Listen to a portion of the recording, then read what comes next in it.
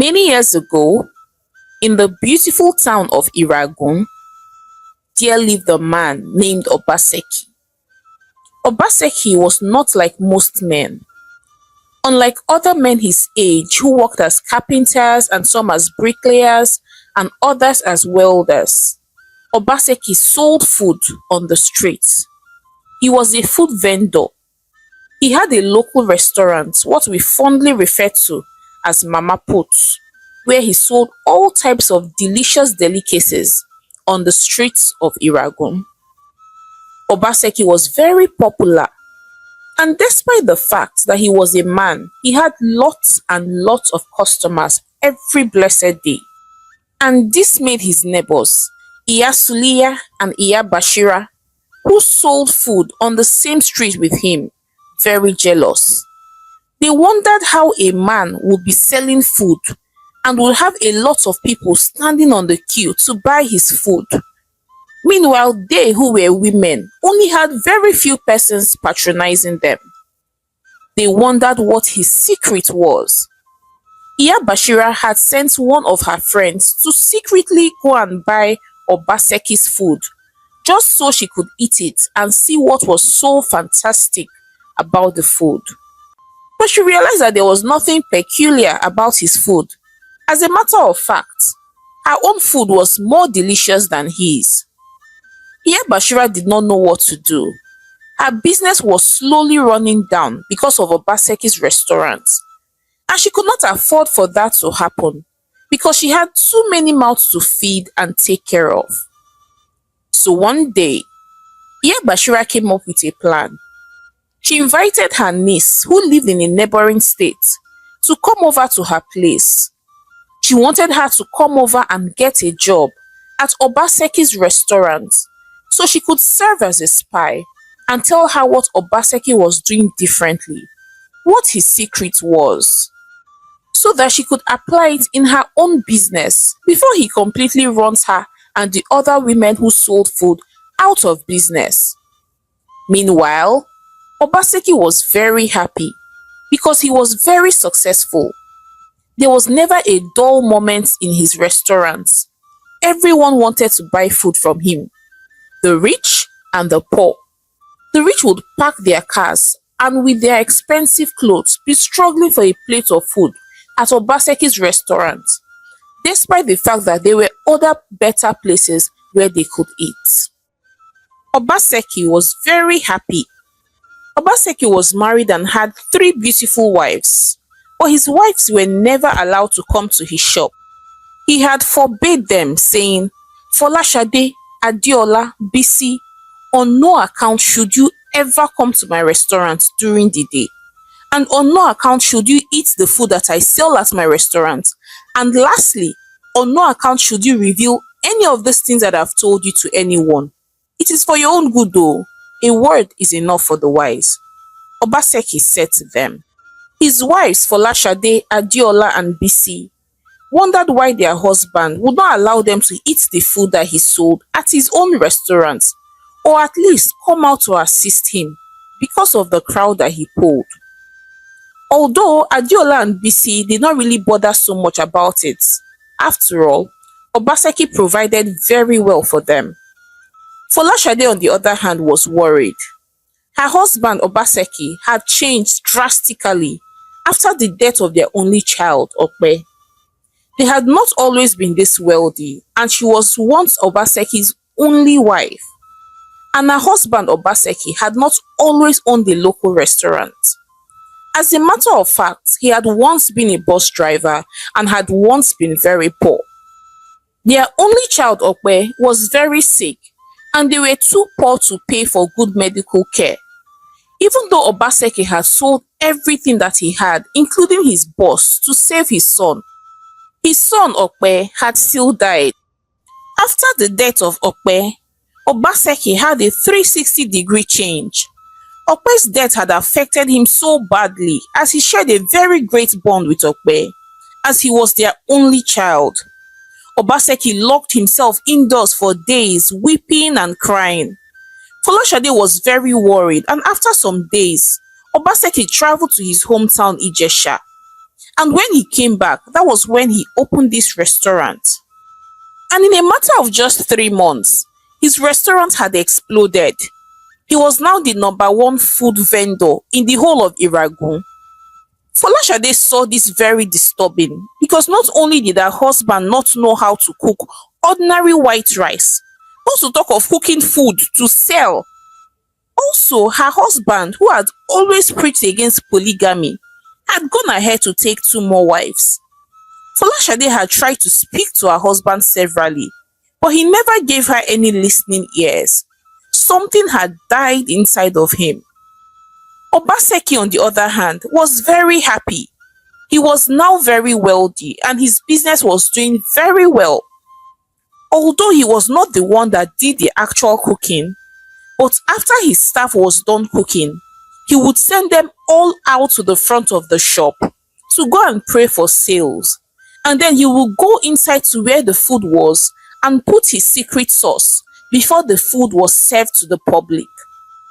So when people passed his shop in the morning and saw his staff praying, they all assumed that it was because he was prayerful that his shop was booming. Unknown to them that he had a secret ingredient which nobody knew about. And things continued like this for Obaseki.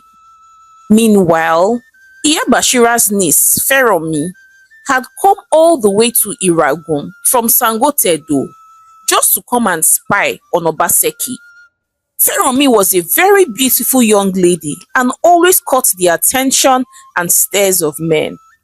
So when she arrived in Iragun, her auntie had already rented a one-room apartment for her where she would be living so that she doesn't blow her cover.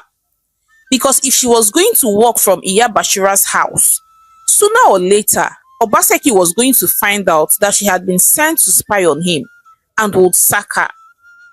So Feromi went and applied for a job at Obaseki's local restaurant and she got the job. So every day, Feromi went to work. She tried to poke her nose into what was happening. She was always asking questions. That was when she began to notice that although her boss did not participate in cooking the food, and neither did he come early, yet, even though a lot of customers were waiting for him and the food was ready, nobody dared sell food to anybody until he came. And each time he came, he would first come in with a bag and then go straight into the kitchen where the food was, and then shut the door behind him. And then he would pour a white substance that looked like cream into all the different pots and coolers of food. Then stir gently so that everything is well dissolved before his staff could now come and start sharing the food. Feromi informed her auntie all that she had found out. Feromi, you need to dig deeper. Oh. You need to find out what he does with that food behind closed doors. I am sure he does something to his food that makes him sell like crazy. Iya Bashira said, looking very determined. Meanwhile, Folashade continued to wonder why her husband has been behaving strangely since the death of their son. He had a room where nobody was allowed to enter, even her. She had tried severally to find out what was in that room, but Obaseki was very careful with the key. He always slept with the key to that room, and so it was impossible for anyone to have access to the room. So Folashade decided that she was going to find out what was in that room. So she came up with a plan. One day, her husband had entered the secret room as usual. Then Folashade came out screaming, "Fire! Fire! The house is burning! Fire!" Folashade screamed, and immediately Obaseki dashed out of the room very quickly, forgetting to lock the door. And as soon as he ran out, Folashade sneaked into the room. And to her disappointment, the room looked as normal as any other room in the house. She was very disappointed, but at the same time relieved. She had thought the very worst of her husband, thinking that he was doing ritual money, and so she had expected to see about 2 or 3 dead bodies in the room, or blood spilled all over the floor. But she was so relieved. But when she was about to leave the room, Her eyes caught a stack of bottles. She recognized the bottles. They were the same type that her husband brought back from work every blessed day, and he washed them himself too. He never allowed any of his wives touch the bottles. Folashade wondered what was in the bottle that was so important that her husband would lock them in the room that no one was allowed access to. So Folashade opened one of the bottles, and to her shock, it was her husband's manly fluid. What? Why is Obaseki bottling his fluid? What could he be doing with his manly fluid? Why did he take it to the restaurant every single day? Folashade wondered as she hurried out of the room. She knew that Obaseki would return soon when he finds out that the fire was a false alarm. Folashade pondered about what her husband could be doing with his fluid. Is that why none of us, his wives, have ever gotten pregnant for him? Yet he's not bothered. He does not even threaten any of us about giving him children. I must get to the root of this matter, Folashade said, looking determined. Meanwhile, Feranmi, on the other hand, had also set her own plan in motion to find out what Obaseki did behind closed doors with the food when he was all alone. So one day, when all Obaseki's staff had come into work as usual and were done cooking and were just simply waiting for their boss to come in and inspect the food before they could start serving, despite the crowd waiting for the food, Feranmi sneaked into the room where the food was and hid inside one of the cupboards, waiting patiently for Obaseki to come in to inspect the food. A few minutes later, Obaseki walked into the room as usual, thinking he was all alone. He opened a small bottle and poured out what looked like a creamish whitish substance into the pot of food. And immediately Feranmi saw it, she was shocked and screamed immediately as she came out of her hiding. Obaseki was very shocked to his bone marrow to see Feranmi, so he instantly froze and then shouted, "What are you doing here?" Obaseki asked, looking very afraid. But Feranmi did not pay him any attention. Instead, she kept on screaming, "Everybody come and see, oh! This man is using juju to sell his food, oh! Come and see, oh!" Feranmi screamed. And in a matter of seconds, everyone, his employees, his customers who had come to buy food, had rushed into the room. They were all shocked to see Obaseki frozen and carrying a small bottle that contained what looked like a creamish whitish substance. And then Feranmi stopped shouting and said, "I noticed the usual crowd that gathers at our restaurant every day. I also noticed that before we are allowed to sell the food to customers, that my boss Obaseki will have to come into the store where the food is kept and shut the door and stay alone with the food. I always wondered what he was doing with the food, so I decided to investigate. Because I also noticed that he does not eat the food that he sells. So I hid inside the cabinet, only for me to find him bringing out a bottle from his bag and then pouring it into the food, and so I began to scream," Feranmi said, narrating all that had transpired. It's a lie, she's lying. She's only trying to tarnish my name and ruin my business," Obaseki replied, looking very scared. Obaseki, so what is inside that bottle?" Chukwudi, one of his customers, asked. "Nothing, no, nothing. It is just my secret sauce. It is not juju. As a matter of fact, it's simply milk, mixed with some herbs and spices," Obaseki replied, fidgeting. "Okay then, if it is milk mixed with some herbs and spices, then can you at least take a sip? After all, you are putting it in the food that you sell to us," another customer interjected. Um, Obaseki stammered, refusing to drink it. And by this time, a lot of people had gathered around. They all stared in shock. And as they saw that Obaseki refused to drink the contents of the bottle, one of his customers snatched the bottle from him and then perceived it and immediately screamed and then passed it around to another customer who also perceived it and then said, is this what I think it is? This smells like a man's fluid now. As soon as the words had gone out of Chukwudi's mouth, they immediately grabbed Obaseki and started beating him and said, why will you be giving us food that you cooked with your fluid? Do you know how disgusting that is? Why did you do it? The mob screamed as they began to beat the hell out of Obaseki. When Obaseki saw that the beating was becoming worse and many people had joined hands in beating him, and by this time, news had reached his wives at home. They had heard all that was happening and had rushed to the restaurant to see for themselves. Obaseki was screaming and he started saying, I will confess, please stop beating me, please forgive me, I will confess. And so they stopped beating him so they could hear what he had to say. And then Obaseki, who was already in tears, started talking and said, it all started when my son Okpe died. Many of you know how I loved Okpe so much. I came to many of you to beg for money, to please assist me with money so that I could pay my son's hospital bills, so that he would not die. But many of you did not help me, and my son ended up dead. I was shattered and very heartbroken. And that was when I knew that I never wanted to be poor again in my life. And I also wanted to deal with you people, the people of Iragun, those who abandoned me in my time of need. So I met a man, Baba Ijesha, and told him what I wanted. And after making some sacrifices, he told me to use my flute to cook for you.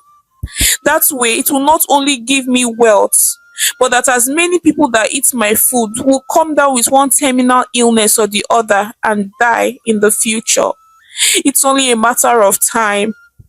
Obaseki replied, looking very repentant. Ah, this man has killed me, oh. See, Ke, do you know that I eat this man's food every blessed day? A customer screamed. Me too, oh. My children take his food to school every day. Another customer said, this man is wicked though. Oh, so because you asked some people for money when your son was sick and they did not give you and your son ended up dying, does that mean that you would wipe out a whole community? Is there a single person in this town that has not eaten your food? So everyone should die because your son died? Oyana, you will join your son today. And so the mob picked up stones and began to stone Obaseki. And immediately his wife saw what was happening. They immediately sneaked out and escaped, because they knew that after they were done with Obaseki, that they would face them. So Folashade, Adiola, and Bisi ran away for their dear lives. A few minutes later, Obaseki gave up the ghost. He laid on the floor lifeless. And then the mob began to look for his wives, but they could not find any one of them. So the mob went ahead and burnt down his restaurant to the ground, and then proceeded to his house, which was one of the finest houses in that area, and also burnt it to the ground. Nobody in that community ever bought food from restaurants again. So even Iya Bashira, who had brought her niece Feromi to spy on Obaseki, was also negatively affected, because no one bought food from her either. So she had no choice than to close down her restaurant. She began to regret why she had gone so far as to bring her niece to spy on Obaseki's business. Now it had also negatively affected her, as people no longer bought food. Until this day, there is no food seller in the whole of Iragun community, all because of Obaseki. No other person has tried to open a restaurant, as the people of Iragun would not buy, because the people of Iragun had to go to great lengths and offer sacrifices to cleanse their lands, so that there will be no outbreak of diseases on their lands and their lives will be spared. Hi besties, it's your favorite storyteller Omalicha again. Thank you so much for watching my story to the end. So I'd like to hear your thoughts on this one. So what do you think about Obaseki? Do you think that he deserved to die? Considering that he's coming from a place of trauma, he was traumatized by the death of his son and acted in response to that trauma. Also, what do you think of Iya Bashira? Do you think it serves her right that her shop was finally closed and she had no business anymore? Please share your thoughts with me in the comment section. And please, I would also like to hear, have you ever suspected somebody of using jazz to sell food, maybe due to the crowd at their restaurant or something? Please share your thoughts with me in the comment section. I would like to hear them. And please support your homegirl, Omalicha, by subscribing to my channel, liking my videos, and sharing with your loved ones. So now, till I come your way again with more interesting stories, bye.